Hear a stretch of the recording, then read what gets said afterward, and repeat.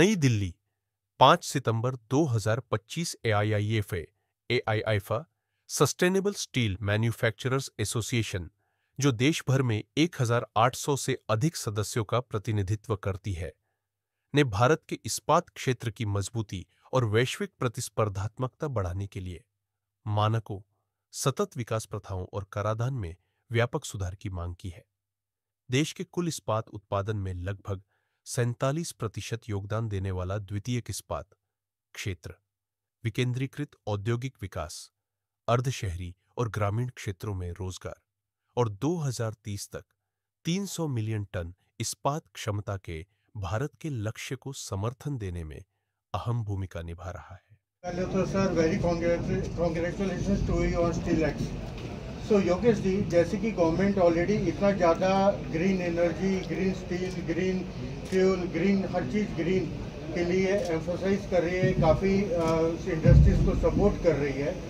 As steel already it pays I think more than 60% of Indian industries. तो ये जो हमारी जीएसटी में रिफॉर्म्स हुए हैं और ये जो नए BIS कोड्स आए हैं, तो यू थिंक ये कितना हेल्पफुल है हमारे ग्रीन स्टील इंडस्ट्री के लिए और किस हद तक हमारी स्टील इंडस्ट्री को बेनिफिट करेगा सर? फर्स्ट ऑफ ऑल मैं आप लोगों के सामने ये कहना चाहूँगा कि ये सारा सब कुछ जो रिफॉर्म्स हो रहे हैं, इस रिफॉर्म्स के पीछे एक सशक्त भारत की नींव रखती है और ये जो ट्रम्प टैरिफ का जो इम्पैक्ट है वो हमारे इंडस्ट्री पे, हमारे कंट्री पे कम से कम हो, इसी की चीज़ को आगे लेके जाते हुए इस इम्पैक्ट को कैसे हम काउंटर करें, इसको हम आगे लेके जा रहे हैं। और हमारे मिनिस्ट्री ने, सबने इसमें काफ़ी मंथन करके ये किया है कि जीएसटी में हमको एक रिफॉर्म लाना है और वी आर रियली ग्रेटफुल कि ये रिफॉर्म जो है हमारे आम आदमी के लिए बहुत बेनिफिट है। इसमें कॉस्टिंग काफ़ी कम होगी, खपत ज़्यादा होगी, इंडिया की खपत ज़्यादा होगी, हमको एक्सपोर्ट के ऊपर डिपेंडेंसी जो है वो कम हो जाएगी और हम लोग एक्सपोर्ट को कैसे बढ़ाए, इंपोर्ट कैसे कम करें, इसके ऊपर हमारा फोकस बढ़ाने के लिए ये सारी चीज़ें रिफॉर्म्स हो रहे हैं। अभी रही बात स्टील इंडस्ट्री की, तो स्टील इंडस्ट्री का एक पेंडिंग इशू अभी भी जीएसटी में चल रहा है। हम लोग कुछ अमेंडमेंट की बात कर रहे हैं क्योंकि ग्रीन स्टील के लिए हम लोगों को रॉ मटेरियल जो है वो स्क्रैप है और अगर हम लोग स्क्रैप यूज़ करते हैं तो स्क्रैप जो है वो अनऑर्गेनाइज सेक्टर से आता है। इस अनऑर्गेनाइज सेक्टर पे कंट्रोल हमारा नहीं हो सकता है, इसको एक तो ऑर्गेनाइज वे में लाना पड़ेगा और ऑर्गेनाइज में लाने में जो चैलेंजेस है उसमें जीएसटी में रिफॉर्म्स लाने पड़ेंगे। हमने बार बार ये जीएसटी कमेटी के पास हमारे विषय को हमने रखा है और वी आर होपफुल कि आने वाले जो मीटिंग्स है उसमें जीएसटी रिफॉर्म्स के अंदर टैक्स कटौती की बात नहीं हो रही है। Tax whatever deduction has to be done, it is been taken care for other products, but steel doesn't want any tax deduction. But steel industry urge for a policy में कुछ changes लाने के लिए 16(2)(c) के act के अंदर changes लाने के लिए, जहां पर ये जो रॉ मटेरियल है, जो स्क्रैप है, वो एक ऑर्गेनाइज सेक्टर में आ जाए और उसका जो यूज करने के लिए जो जीएसटी के जो हर्डल्स हो रहे हैं वो एलिमिनेट हो। योगेश जी, आपसे ये पूछना चाहेंगे क्योंकि बेसिकली जो हमारा पावर करता है during steel manufacturing, that is our furnace and which is powered by the coal. तो अभी हम लोग सर अभी रॉ मटेरियल की बात कर रहे हैं, ग्रीन एनर्जी की बात कर रहे हैं कि हम स्क्रैप को यूज़ कर सकें।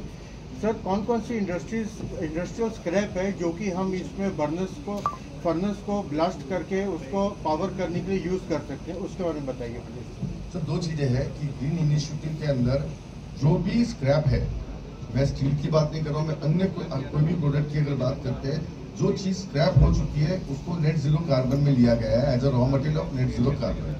तो स्टील के अंदर भी जो स्क्रैप है उसको नेट जीरो कार्बन में क्लासिफाइड कर चुके हैं।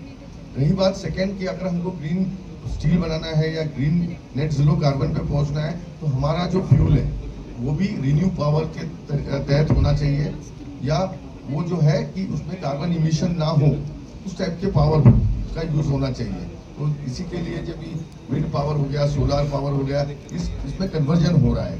जो normal conventional coal based power plants थे, जहाँ से वो पावर आती है कोल बेस्ड कोजन से, उसको हम कन्वर्ट करने जा रहे हैं रिन्यू पावर के लिए। और इससे करने से ये जो है कि ग्रीन इनिशिएटिव जो हमारा संकल्प है नेट जीरो कार्बन की तरफ जाना है वो हम जा पाएंगे। पर ये करने के लिए कुछ टेक्नोलॉजी में चेंजेस होंगे, कुछ कैपेक्स करनी पड़ेंगी और ये सब सारी चीज़ों के लिए इंडस्ट्री और पॉलिसी मेकर्स के में एक चिंतन हो रहा है, डिस्कशन चल रहे हैं और एक पॉलिसी रिफॉर्म्स होने वाले हैं। Sir, how many delegates from South Asian countries are going to be participate? South Eastern? South Asia. South Asia. Asia, sir. Okay. Whether So, if a delegate from USA is also coming? No.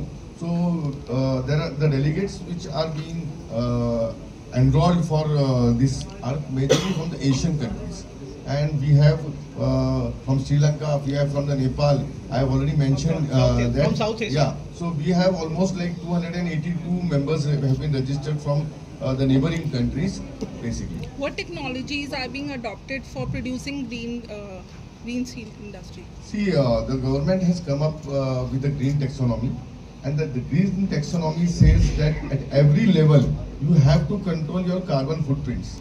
So carbon footprint control करने के लिए वहाँ पर जहाँ भी हमको technology, change in raw material, change in use of fuel, ये सब सारी चीजें आ रही है. But the most important thing is that we are still awaiting for a technology of carbon capture.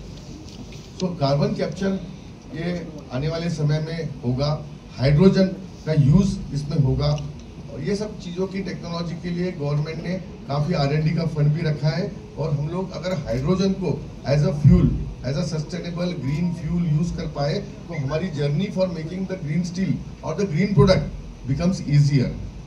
सो आईफा स्टीलनेस 2025 की बात कर रहे हैं, तो स्टील महाकुंभ की बात कर रहे हैं, इसमें किस तरीके से जो छोटे मैन्युफैक्चरर हैं उनको भी फायदा होगा इस महाकुंभ? बहुत अच्छा क्वेश्चन पूछा आपने. इंडिया में क्या हो रहा था कि अभी तक सिर्फ बड़े स्टील प्लांट वालों को, जिसको हम प्राइमरी या मेन प्रोड्यूसर्स कहते हैं, जो 7-8 प्लेयर्स है, उन्हीं का ये हो रहा था.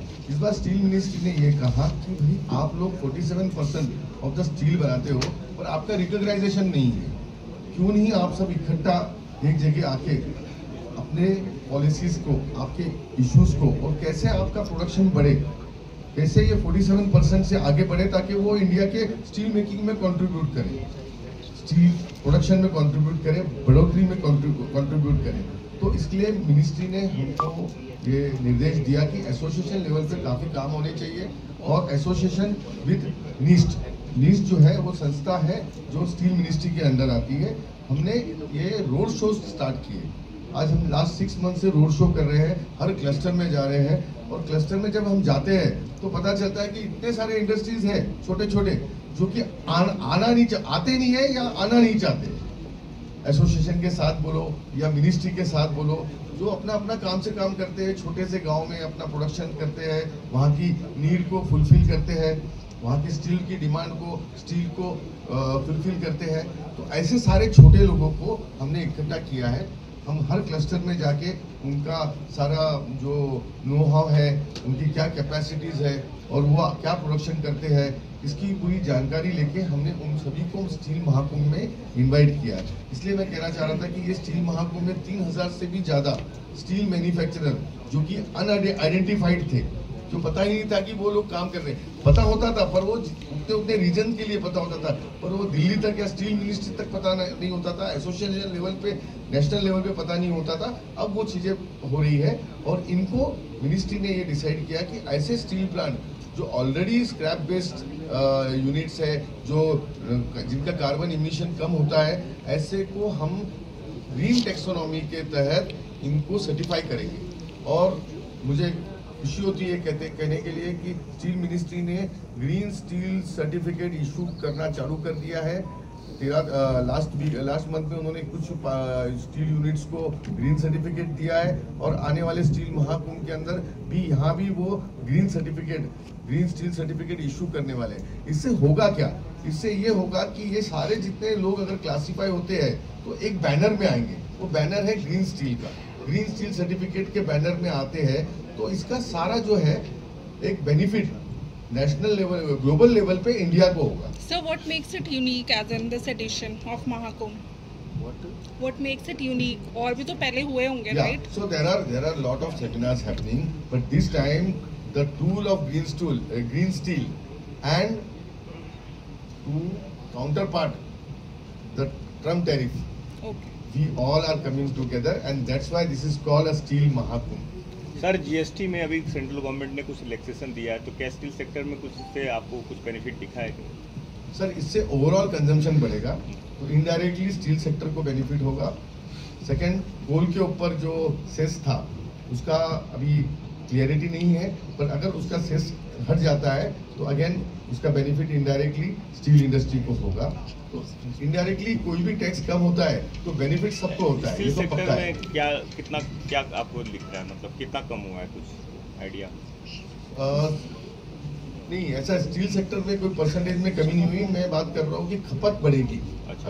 अगर टैक्सेस कम होते हैं, आम आदमी की सेविंग होती है, तो बाकी सभी चीज़ों की खपत बढ़ेगी। और हमारा जो हमको ये सारा चीज़ें जो हम कर रहे हैं वो काउंटर करने के लिए कर रहे हैं ट्रम्प टैरिफ के ऊपर। और एक चीज़ को अगर हम कंट्रीब्यूट करेंगे छोटा छोटा तो इसको एक बहुत बड़ा ड्राइव मिलेगा अपनी जीडीपी को मूव करने का। What Sir, collaboration? गवर्नमेंट की बात करी जाए, government agrees for reforming the scrapers GST and all that,